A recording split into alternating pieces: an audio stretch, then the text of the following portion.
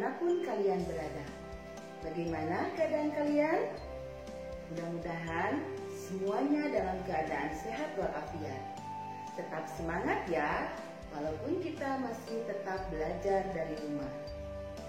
Bertemu kembali bersama Ibu dengan pembelajaran di kelas 4.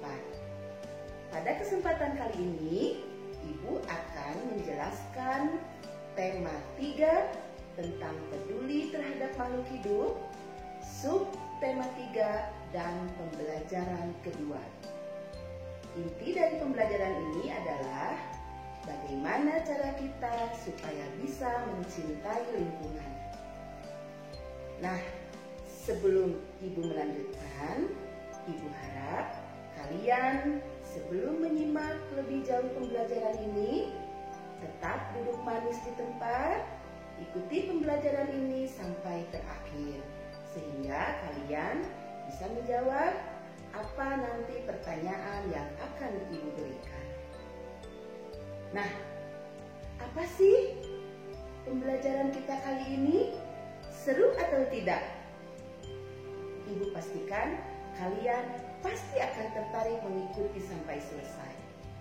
Jadi, pembelajarannya itu adalah tentang 3 orang sahabat, ya, seperti yang ada di gambar. Mereka bernama Lani, Udin, dan Beni. Nah, mereka mengantarkan Beni pergi ke satu tempat. Ayo, kemana? Ibu kasih clue ya. Tempatnya adalah suasana ramai dan tempat ini bertemunya pembeli dan penjual. Ayo, siapa yang tahu? Apakah nama tempat ini? Ya, betul. Pasar. Tentu kalian sudah tidak asing lagi dengan pasar tradisional tentunya. Pernahkah kalian pergi ke pasar bersama orang tua kalian atau bersama kakak? Nah, kali ini yuk kita ikuti obrolan Lani, Beni, dan Udin ketika pergi ke pasar. Ceritanya, Beni dititipi ibunya untuk membeli sapu ijuk. Nah, sebagai sahabat sejati, Lani dan Udin ikut mengantar. Ketika mereka pergi ke pasar dan sudah berada di dalam, tentunya mereka mencari di mana penjual sapu ijuk berada. Tiba-tiba Udin menutup hidungnya. Ada yang tahu kenapa? Iya, Udin mencium bau yang kurang enak, bau yang menyengat, bau yang tidak sedap. Kata Udin, ini bau apa ya?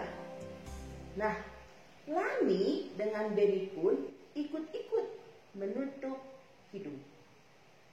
Coba, apa yang terjadi?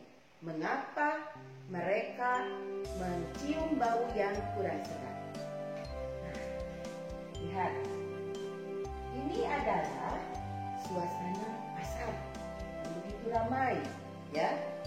Nah, di pasar ini ternyata Udin menemukan sampah yang menumpuk dan berserakan, sehingga tercium aroma yang tidak enak, kurang sedap, tercium aroma yang busuk dari tumpukan sampah. Nah, untungnya penjual sapu ijuk terlihat, sehingga mereka cepat-cepat membeli sapu ijuk dan keluar dari pasar. Kata Udin, kalau keadaan seperti ini terus berlanjut, maka bisa menimbulkan banjir. Karena apa? Karena aliran air di pasar tersumbat atau mampet karena sampah yang berserakan. Lani dan Beni juga berkata demikian. Betul, bisa menimbulkan banjir. Bagaimana ya caranya supaya pasar itu tetap bersih dan tidak ada sampah yang berserakan ataupun tertumpuk di beberapa tempat. Kalian tahu bagaimana caranya? Ya, betul. Caranya itu harus ada kesadaran baik dari penjual ataupun pembeli. Jadi, kalau membuang sampah itu harus pada tempatnya. Karena apa? Ketika orang lain merasa dirinya terganggu, merasa tidak nyaman dengan lingkungan, itu berarti kita sudah mengambil hak orang lain. Karena orang lain pun punya hak untuk bisa hidup di lingkungan yang nyaman, bersih, dan sejuk. Coba bayangkan, kalau sampah berserakan, bagaimana? Bisakah kalian hidup enak, hidup nyaman? Tentu tidak. Pernapasan akan terganggu, penciuman kalian juga akan terganggu. Nah, untuk itu, sesuai dengan pembelajaran sebelumnya tentang hak dan kewajiban, maka hak dan kewajiban itu harus kita laksanakan secara seimbang.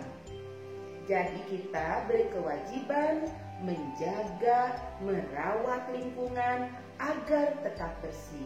Supaya apa? Supaya hak orang lain tetap bisa menikmati lingkungan yang aman, nyaman, asri, dan sejuk. Nah, sampai di sini, apakah kalian sudah mengerti? Mudah-mudahan ya. Ibu harapkan kalian mulai dari sekarang bisa menjaga, bisa merawat lingkungan, bisa tentunya membuang sampah pada tempatnya, ya.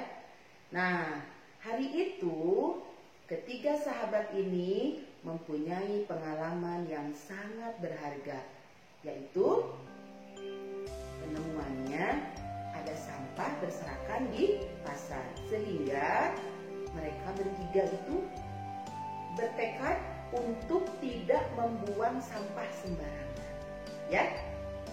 Nah, itu tentang bagaimana cara kita menjaga lingkungan. Apakah kalian bisa menerapkannya dalam kehidupan sehari-hari? Bagaimana cara kalian mencintai lingkungan? Ya. Nah, sekarang perhatikan gambar di samping. Ayo, gambar apakah ini? Nah, ini sebetulnya gambar yang terdiri dari potongan-potongan gambar yang digunting, ditempel di satu media sehingga menjadi gambar baru. Ada yang tahu apakah ini? Betul, ini adalah gambaran sebuah montase.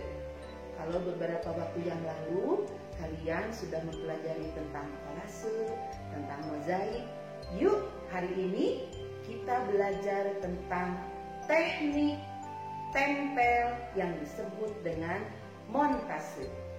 Jadi, kalau ibu simpulkan, montase itu adalah teknik seni menempel yang diambil dari gambar-gambar yang sudah kalian potong, yang sudah kalian gunting, lalu ditempelkan lagi di media baru, bisa di kertas HPS, di karton, sehingga menjadi gambar baru sesuai dengan tema yang kalian inginkan. Nah, apakah kalian tertarik membuat montase? Yuk, kita buat montase dengan tema Ayo Cintai Lingkungan, seperti gambar ini, ya. Apa saja sih alat-alat yang diperlukan untuk membuat montase? Ayo, boleh dicatat ya.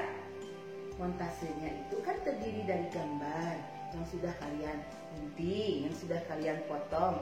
Nah, gambarnya itu diambil dari koran atau majalah, ataupun kalian bisa googling, ya. Bisa googling, lalu kalian potong, lalu kalian gunting. Nah, setelah itu potongannya itu kan ditempel. Tentu memerlukan apa kalau ditempel? Iya, kita butuh juga lem supaya potongan gambar tadi bisa kita tempel. Tempellah gambar-gambar itu sesuai dengan tema yang sudah kita rencanakan, ya. Jangan lupa buatlah yang rapi, pakai garis pinggir dulu sehingga nanti pekerjaan kita akan terlihat indah, ya.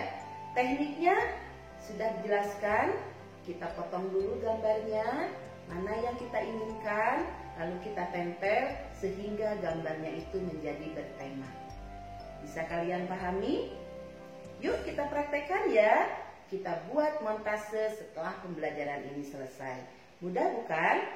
Alat-alatnya juga bisa kita temui di sekitar rumah, ya. Tidak mahal karena bahan-bahannya itu sudah ada tersedia di rumah kita, ya. Koran kan ada, majalah bekas juga ada. Nah, setelah itu